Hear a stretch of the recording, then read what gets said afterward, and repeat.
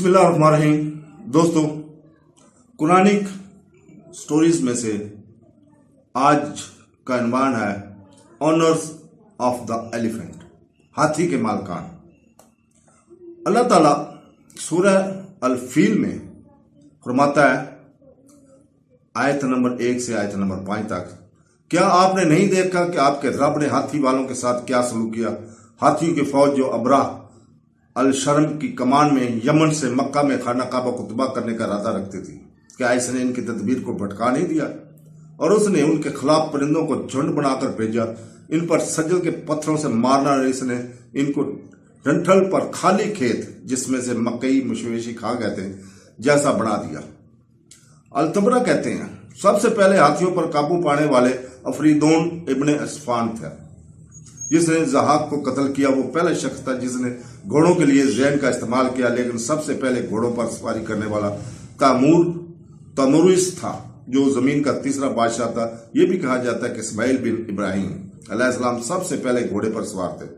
गालिबन वो अरबों में से इन पर सवार होने वाले पहले शख्स थे, और अल्लाह ही बेहतर जानता है। कहा जाता है कि हाथी बहुत बड़ा होने के बावजूद बिल्लियों से डरता है। इसके बाद कुछ जंगजुओं ने हिंदुस्तानियों के खिलाफ अपनी लड़ाई के दौरान कुछ बिल्लियों को मैदान जंग में लाया, जिससे हाथियों को बोल्ट करने में पर मजबूर कर दिया। इब्न इसहाक ने कहा गवर्नर यार वारसरे अबरा अल शर्म ने एक बहुत बड़ा और बहुत बुलंद कलीसा बनाया, और हबशा के बादशाह नजस को लिखा कि मैंने आपके लिए एक ऐसा गिरजाघर बनाया है जिसकी मिसाल नहीं मिलती, और मैं हज को बटाने का इरादा रखता हूं। मक्का था हबशा। अल सहीली ने कहा अबराबा अल शर्म ने यमनियों को इस मतलब का कलीसा बनाने के लिए मस्कर किया और इन्हें कई तरह की जलत चखने पर मजबूर किया। मजदूरी के लिए देर से आने वालों का सूरज तुलू होने तक हाथ काट देते थे। इसने बल्किस के महल से बहुत सी कीमती चीजें लेकर इसमें अजाब आ गया। वो संगी मरमर, कीमती पत्थर और कीमती सामान ले गया। मजीद बुरा, इसने सोने और चांदी की सलीबें खड़ी की, अबनूस और हाथी दांत के मंबर बनाए, और चर्च का कद बढ़ाया और इसकी चौड़ाई को बढ़ाया। इसके बाद जब अबराबा को कत्ल किया गया तो जिसने भी इसके जिस्म से कोई चीज या जेवर निकालने की कोशिश की तो जन्नात इसे नुकसान पहुंचाने से ग्रेजा और हिचकिचाते थे, क्योंकि ये काब और इसकी बीवी नामी दो बुतों के दफन के ऊपर बनाया गया था, जिनकी ऊंचाई तकरीबन 60 हाथ थी। चुनांचे यमियों ने पहले अब्बासी खलीफा अल सफा के दौर तक इसे अधूरा छोड़ दिया। इसने सफा वसीयत के मत की उलमा की एक जमात भेजी, जिसने इसे मुकम्मल तौर पर मादूम कर दिया और इस वक्त तक इसे तबाह कर दिया गया। इब्न इसहाक ने कहा जब अरबों को अबराबा के खत की खबर मिली जो नजाशी को भेजा गया था, तो तनाक के एक आदमी को गुस्सा आया। वो चल पड़ा, यहां तक कि वो चर्च पहुंचा जहां इसने इसकी दीवारों पर पेशाब किया। किसी ने इस पर तवज्जो नहीं दी और इस पर वो सही सलामत घर लौट गया। ये खबर अबराबा तक पहुंची, जिसने करने वाले के बारे में पूछा। इसने जवाब दिया ये इन अरबों में से एक ने किया है जो मक्का में काबा की जियारत करता है। जब इसने आपके ऐलान करदा इरादे के बारे में सुना कि आपने इनकी मुकद्दस घर से अपने हाल ही में बनाए गए चर्च की तरफ हज को हटा देंगे, वो अरबी गुस्से में आ गया और इसे वाक़या के लिए नाहल करार देकर इसमें रतूबत करने आया। ये सुनकर अबराबा गुस्से से फट पड़ा और हलफ उठा लिया कि वो काबा को उठा देगा। फिर हबशियों को कम दिया ईसाई जंग के लिए तैयार हो जाए। इसने अपनी ट्रेन में एक हाथी या हाथियों के साथ मक्का के खिलाफ एक बड़ी मुहिम की क़यादत की। अरबों को यह खबर मिली और वो घबरा गए, लेकिन जब यह खबर साबित हुई कि वो बैतुल मुक़द्दस को तबाह करने का इरादा रखता है तो उन्होंने इससे लड़ने का फैसला किया। यमन के बुजुर्गों में से एक शख्स जिसका नाम जुल्फर था, वो अपने कबीले और बराबा के खिलाफ जंग के लिए इसके पुकार पर लबैक कहने वालों के साथ इसकी तरफ रवाना हुआ। दोनों जमातें आपस में मिल गईं। जुल्फर और इसके पैरोकारों की शिकस्त हुई और वो खुद भी जंगी कैदी बना लिया गया। इसके बाद इसे बराबा के सामने लाया गया जो इसे कत्ल करने वाला था, लेकिन जुल्फर ने कहा ऐ बादशाह, मुझे कत्ल ना करो, मैं तुम्हारे किसी काम का हो सकता हूं। अबराबा ने इसे कत्ल नहीं किया और इसे कैद में रखा। इसके बाद अरबरा ने अपने इरादे के लिए आगे बढ़ा। वो खत्म की सरजमीन पर पहुंचा जहां इसका सामना नफील इब्ने हबीब अल शामी से हुआ, जो अपने दो कबीलों शहरान और नहस की क़यादत कर रहा था, और इसके साथ अरबों में से अपने पैरोकार थे। नौफील को शिकस्त दी गई और इसे अबराबा के सामने लाया जाएगा। अबराबा ने इसे कत्ल करने का इरादा किया, लेकिन नौफील ने कहा, ऐ बादशाह, मुझे कत्ल ना करो, मैं आपको इस मंजिल तक पहुंचा सकता हूं जिसको आप चाहें। आप यहाँ हैं, मेरी बैत है। अबराबा ने इसे आजाद कर दिया, इसे रहनुमा बना लिया। जब वो तवाइफ के पास से गुजरे तो उनके पास मसूद बिन मुताब इब्ने मालिक इब्ने काब इब्ने अमरो बिन साद इब्ने औफ इब्ने शकीफ अपने पैरोकारों के साथ आया और कहा, ऐ बादशाह, हम तुम्हारे गुलामों के सिवा कुछ नहीं। हम सुनते और मानते हैं तुम्हारे और हमारे दरमियान कभी कोई दुश्मनी नहीं है और हमारा घर वो नहीं है जो तुम चाहते हो। हालात आपको सिर्फ मक्का में घर चाहिए, लिहाजा हम आपके साथ किसी ऐसे शख्स को भेजते हैं जो आपको इस तरफ ले जाए। तो दोस्तों, इब्ने इसहाक ने कहा, लात तवाइफ में एक मुकद्दस घर था। ये इनके लिए इसी तरह था जैसा कि काबा बाकी अरबों के लिए था। उन्होंने अबू रजाल नामी एक आदमी को भेजा, इससे अबराबा को मक्का का रास्ता दिखाए। वो आगे बढ़े यहां तक कि अल-मख्स नामी जगह पर पहुंचे, जहां अबू रजाल का इंतकाल हो गया। अबू रजाल को वहीं दफन किया गया और इसके बाद अरब इनकी कब्र पर पत्थर मारते थे। अलबत्ता मैंने किस्सा समूद में जिक्र किया है कि अबू रजाल अबराबा की रेलगाड़ी में शामिल था और इसने बैतुल मुक़द्दस काबा में पनाह ली थी, और जब वो बाहर निकला तो इस एक पत्थर इसे लगा और वो मर गया। तो दोस्तों, रसूलुल्लाह सल्लल्लाहु अलैहि वसल्लम ने अपने सहाबा से फरमाया, इसकी निशानी के तौर पर इसे सोने के 2 शाखों से दफन किया गया। उन्होंने खुदा और बेशक इन्हें मिल गया। इसमें और इब्ने इसहाक की रिवायत के दरमियान समझौता करने के लिए मैं कहता हूं, बाद में आने वालों अबू रजाल का नाम वही था जो इसके बुजुर्ग अजदाद का था, जिसकी कब्र पर अरब संसार करते थे। मजीद ये कि लोग इसकी कब्र पर संसार करते थे जैसा कि वो पहले वाली कब्र को पत्थर मारते थे। इब्ने साहब ने कहा, जब अबराबा अल-मखमास पहुंचा तो इसने असूद बिन मकसूद नामी एक आदमी घुड़सवारों के साथ रवाना किया। असूद ने अरबों की कुछ जायदादों पर कब्जा कर लिया, जिसमें 200 ऊंट भी शामिल थे, जो रसूलुल्लाह सल्लल्लाहु अलैहि वसल्लम के चाचा अब्दुल मुतलिब के थे, जो इस वक्त शुरफा में से एक अहम आदमी थे। इस पर कुरैश, कनाना और बजील ने अबराबा के खिलाफ लड़ने का फैसला किया, लेकिन वो समझ गए कि वो इसके मुतमल नहीं है और इस तरह ये ख्याल छोड़ दिया। इसके बाद अबराबा ने हंता अमेरी को मक्का भेजा और हुक्म दिया कि वो लोगों को के सरदार के बारे में पूछे और इससे कहे, मैं बादशाह तुमसे लड़ने नहीं आया, सिर्फ बैतुल मुक़द्दस को तबाह करने आया हूं। हमारे रास्ते में न खड़े होना, हम तुमसे किसी को नुकसान नहीं पहुंचाएंगे। अबराबा ने अपने मुकासद से कहा, और अगर इसने लड़ाई ना करने की ख्वाहिश जाहिर की तो इसे मेरे पास ले आओ। हंता जब मक्का में दाखिल हुआ, इसने इसके सरदार और आका के बारे में पूछा। इसे बताया गया कि ये अब्दुल मुतलिब इब्ने हाशिम है। इसने इसे देखा और इस तरह पैगाम पहुंचाया। अब्दुल मुतलिब ने कहा, अल्लाह की कसम, हम लड़ने का इरादा नहीं रखते, वाकई हम इसके मुतमल नहीं हो सकते। ये अल्लाह का मुकद्दस घर और इसके खलील दोस्त इब्राहिम अलैहिस्सलाम है, सिर्फ वही इसकी हिफाजत करता है अगर वो चाहे। ये सुनकर हनाता ने कहा, मेरे साथ चलो, इससे मिलने के लिए इसने मुझे ऐसा करने का हुक्म दिया है। अब्दुल मुतलिब अपने कुछ बेटों के साथ इसके साथ रवाना हुए, यहां तक कि वो कैंप के करीब पहुंचे। इसने जुल्फार के बारे में पूछा, जो इसका दोस्त था। वो इसके कैद खाने में दाखिल हुआ और कहा, ऐ जुल्फर, क्या तुम हमारी इस हालतजार में हमारे लिए कुछ नहीं कर सकते? जुल्फर ने कहा, कैदी क्या कर सकता है कि मौत के आने का इंतजार किया जाए, या रात को सिर्फ इतना कर सकता है कि हाथी के अस्तबल अनीस के पास भेजूं, जो मेरा एक दोस्त है, कि वो आपकी सिफारिश करे, आपके बारे में अच्छी बात कहे, इसके सामने आपकी शफात करे और आपसे अबराबा से मुलाकात की इजाजत तलब करे। अब्दुल मुतलिब ने कहा, मेरे पास इतना ही काफी है। जुल्फर ने अनीस को कहा कि ये कहकर भेजा, बेशक अब्दुल मुतलिब कुरैश के सरदार हैं, वो इंसानों और जानवरों दोनों पर फयाज हैं। और बादशाह अबराबा ने 200 ऊंटों को पकड़ लिया, इसका है वो तलाश करो। इसे अबराबा से मिलने और जो कुछ इसके लिए मुफीद समझते हो इसे करने की इजाजत दो। अनीस ने कहा, जरूर करेगा। अनीस ने अपने आप को अबराबा के सामने पेश किया और फिर कहा, ऐ बादशाह, कुरैश का सरदार हाजिर है, अपने आप को आपके सामने पेश करना चाहता है, इसलिए इसे इजाजत दें। मेहरबानी फरमा कर अबराबा ने रजामंदी दो। अब्दुल मुतलिब बहुत खूबसूरत और अजीम शान थे, और जब अबराबा को देखा तो अबराबा ने बहुत इज्जत का मुजाहरा किया اور بہت متاثر ہوئے۔ چنانچہ اس نے اپنے سامنے نیچا بٹھانے سے انکار کر دیا اور یہ بھی ناپسند کیا کہ حبشی اسے اپنی کرسی تخت پر بیٹھنے دیتے۔ چنانچہ وہ اپنی کرسی کے اوپر سے اتر کر اس کے پاس امیر قالین پر بیٹھ گیا۔ پھر اس نے اپنے مترجم سے کہا، اس سے پوچھو کہ وہ کیا چاہتا ہے۔ تاہم ابرابہ نے مترجم کے ذریعے عبد المطلب سے یہ سن کر حیران رہ گیا کہ وہ صرف اپنے 200 اونٹوں کا معاوضہ چاہتا تھا، لیکن اسے خانہ کعبہ سے اکیلے جانے کو نہیں کہا۔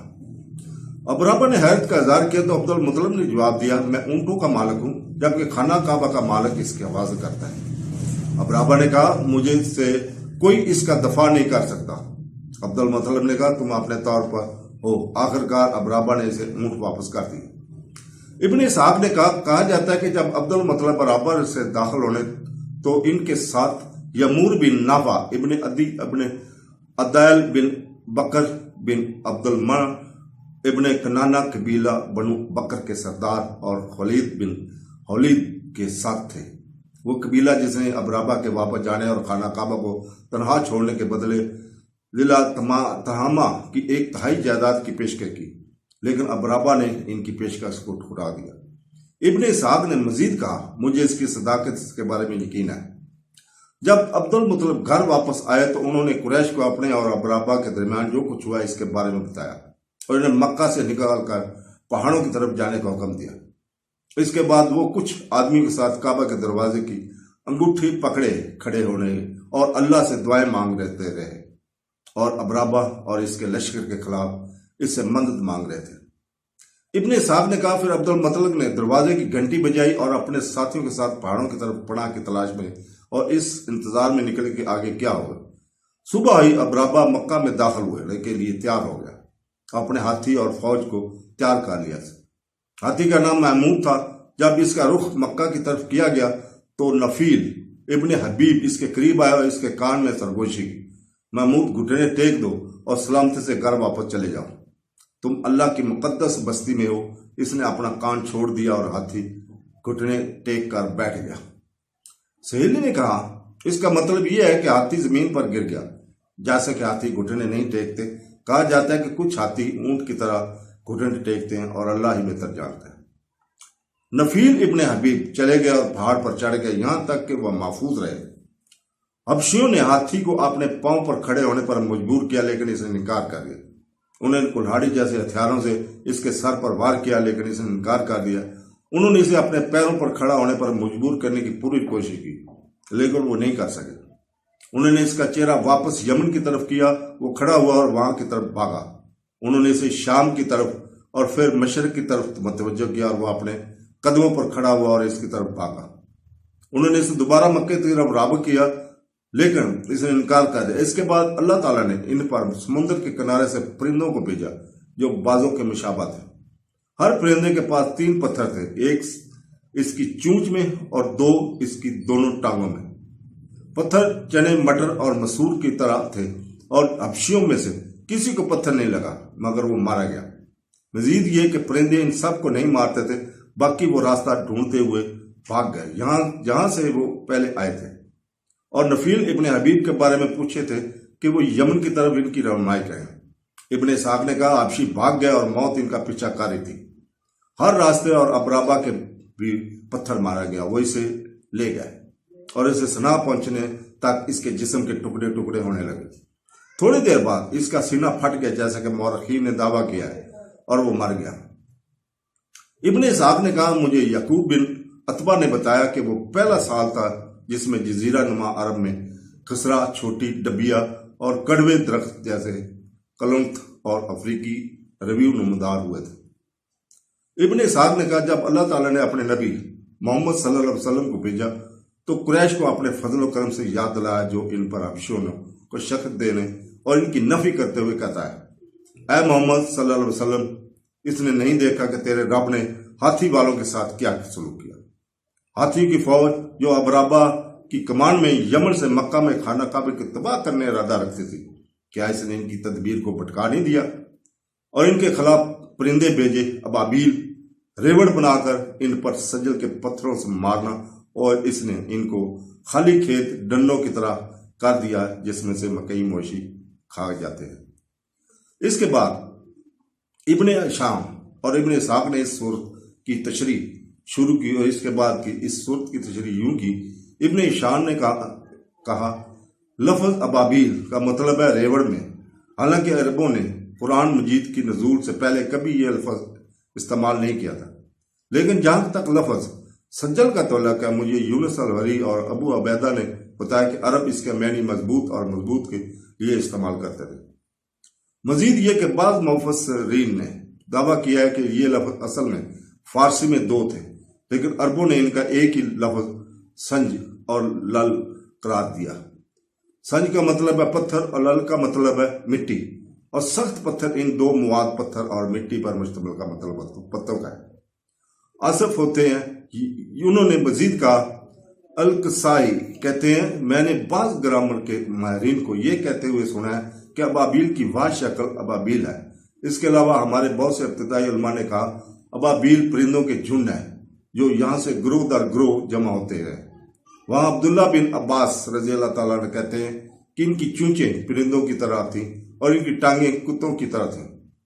اس کے علاوہ اکرمہ نے نقل کیا ہے ان کے سر شیروں کی طرح تھے اور وہ سمندر کے کنارے سے آئے تھے اور ان کا رنگ سبز تھا۔ نیز عبید بن عمیر نے کہا وہ سمندری سیاہ پرندے تھے جو اپنی چونچوں اور پیروں میں پتھر پکڑے ہوئے تھے۔ عبداللہ بن عباس رضی اللہ تعالیٰ نے یہ بھی کہا وہ فنکس کی طرح نظر آتے تھے اور جو سب سے چھوٹا پتھر وہ اٹھائے ہوئے تھے وہ ایک انسان کے سر کے برابر تھا اور دوسرے پتھر اونٹ کے برابر تھے۔ ابن اسحاق کے بعد یونس ابن بکیر کا بھی یہی قول ہے۔ بعض مبصرین نے کہا پتھر بہت چھوٹے تھے، اللہ بہتر جانتا ہے۔ تو دوستو ابن ابو حاتم نے کہا ہم سے ابو رزارہ نے محمد بن عبداللہ بن ابو شبہ کی سند سے بیان کیا، معاویہ کے بعد الامش کے بعد ابو سفیان کے بعد عبید بن عمیر نے کہا جب اللہ تعالیٰ نے ہاتھی کے مالکوں کو ہلاک کرنا چاہا اس نے ان کے خلاف پرندوں کو سمندر کے کنارے سے جھنڈوں کی شکل میں بھیجا جو بازو کے مشابہ تھے۔ ان میں سے ہر ایک نے 3 پتھر اٹھائے ہوئے تھے، ایک اپنی چونچ میں اور 2 اپنی ٹانگوں میں۔ وہ اڑ گئے یہاں تک کہ وہ براہ راست فوج کے اوپر آ گئے، پھر وہ چیخے اور پتھروں کو چھوڑ دیا۔ پتھر اسے کاٹتے یا توڑ دیتے تھے جسے وہ اس کے سر سے پاؤں تک مارتے تھے۔ اس کے علاوہ اللہ تعالیٰ نے ایک تیز آندھی بھیجی جس نے پتھروں کو مارا اور ان کی رفتار اور طاقت میں اضافہ کر دیا، جس کی وجہ لشکر کی اکثریت ہلاک ہو گئی۔ ابن اسحاق نے کہا جیسے کہ پہلے بیان کیا گیا ہے کہ ان سب کو پتھر نہیں لگے تھے، بلکہ ان میں سے کچھ یمن کی طرف لوٹتے میں کامیاب ہو گئے اور اپنے لوگوں سے جو کچھ ان کے ساتھ ہوا تھا اس کے بارے میں پوری فوج کو بتایا۔ اب رابا کو خود بھی پتھر مارے گئے اور اٹھائے گئے یہاں تک کہ وہ یمن پہنچے جہاں ان کی موت ہوگی۔ اللہ تعالیٰ اس پر لعنت کرے۔ ابن عباس نے بیان کیا کہ مجھے عبداللہ بن ابو بکر نے سمرہ کے بعد عائشہ رضی اللہ تعالیٰ عنہ کے بعد بتایا کہ انہوں نے کہا میں نے مکہ میں ہاتھی کے سوار اور استبل کو اندھا مزدور کر دیکھا اور پوچھا لوگ انہیں کھلانے کے لیے، تاہم پہلے بتایا گیا تھا کہ ٹھیلے والے کا نام انیس تھا لیکن سوار نامعلوم تھا، اللہ بہتر جانتا ہے۔ النقاش نے اپنی تفسیر میں ذکر کیا ہے کہ سیلاب ان کی لاشوں کو بہا کر لے گیا اور سمندر میں پھینک دیا۔ اس عظیم واقعے کے اس 80 سال رسول اللہ صلی اللہ علیہ وسلم کی ولادت ہوئی۔ بعض علماء کہتے ہیں کہ یہ آپ صلی اللہ علیہ وسلم کی ولادت سے 2 سال قبل ہوا تھا۔ اس کے بعد ابن اسحاق نے اس عظیم واقعہ سے متعلق عربوں کے لکھے ہوئے اشعار کا حوالہ دیا جس میں اللہ تعالیٰ نے اپنے مقدس گھر کو فتح کیا، جسے وہ اپنے رسول اللہ صلی اللہ علیہ وسلم کو بھیج کر عزت، وقار، تزکیہ اور عزت دینا چاہتا تھا۔ قانون سازی اور وہ اپنے ساتھ بھیجتا ہے۔ اس قانون سازی کی بنیادی ستونوں میں سے ایک وہ نماز ہے جس کا قبلہ خانہ کعبہ کی طرف ہو گیا۔ اللہ تعالیٰ نے ہاتھی کے مالکوں کے ساتھ جو کچھ کیا وہ خود قریش کے لیے نہیں تھا، چونکہ حبشہ میں جن عیسائیوں کی نمائندگی تھی وہ مشرکین قریش کی نسبت واقعی کعبہ کے زیادہ قریب تھے، لیکن فتح بیت اللہ ہی کو حضرت محمد صلی اللہ علیہ وسلم کی آمد کی تیاری ملی تھی۔ ابن اسحاق اور دیگر نے مزید کہا اب رابعہ کی موت کے بعد حبشیوں پر اس کے بیٹے یکسم کی حکومت تھی، پھر اس کے بھائی مسروق ابن ابرابہ جو ان کا آخری بادشاہ تھا۔ ہاتھی کا واقعہ رومن کیلنڈر کے مطابق محرم 882 میں پیش آیا اور برابا اور اس کے بعد کے 2 بیٹوں کی موت کے بعد یمن پر حبشی حکومت کا خاتمہ ہوا۔ ابرابا کا تعمیر کردہ کلیسا ویران ہو گیا، کوئی اس کے قریب بھی نہیں جا سکتا تھا کیونکہ یہ 2 بتوں کی تدفین کی جگہ پر बनाया गया था, यानी काब और इसकी बीवी के दोनों बुत लकड़ी के बने हुए थे। इनकी ऊंचाई तकरीबन 60 हाथ थी और इन्हें जन्नात ने छुआ था। इसी वजह से कोई भी जन्नात की शर से डर कर चर्च के करीब आने या इसके आबार पर या ज़ेवरात के कोई चीज लेने का खतरा मोल नहीं ले सकता था। ये पहले अब्बासी खलीफा सफा के जमाने तक वीरान रहा, जिसने तक चर्च के अंदर मौजूद दौलत की खबर पहुंची। इसने यमन पर अपने हाकम अल अब्बास इब्न रबा को भेजा और इसे तबाह कर दे, और वो तमाम कीमती चीजें ले आए जो इसे वहां मिल सकती थी। आखिर में अल्लाह रब्बुल इज्जत की बारगाह में हाथ उठाकर ये दुआ मांगनी चाहिए, ऐ अल्लाह, तमाम तारीफें तेरे लिए हैं, तो आसमानों और जमीन का नूर है, और तमाम तारीफें तेरे लिए हैं। तू ही निगहबान है, आसमानों और जमीन के तमाम तारीफें तेरे लिए हैं। तू ही आसमानों और जमीन और इन जो कुछ भी है सब के रब है। तू ही हक है, तेरा वादा हक है, और तेरा कलाम है, और मुलाकात भी हक है। तू हक है और जन्नत हक है, और दोज़ख आग हक है, और तमाम अंबिया हक में है, और क़यामत भी हक है। ऐ अल्लाह, मैं तेरे आगे सर तस्लीम खाम करता हूँ और तुझ पर ईमान लाता हूँ और तुझ पर भरोसा करता हूँ और तेरी हुक्मरानी कबूल करता हूँ। बस तू मेरे पिछले और आइंदा के गुनाहों को बख्श दे, और वो गुनाह जो मैंने पोशीदा या अलानिया किए हैं, मैं तेरी ही इबादत करता हूँ। इसका कोई हक नहीं रखता तेरे सिवा इबादत की जाए। तो दोस्तों, ये था वाकया हाथी वालों के क्या अशर हुआ। अल्लाह हाफ़िज़।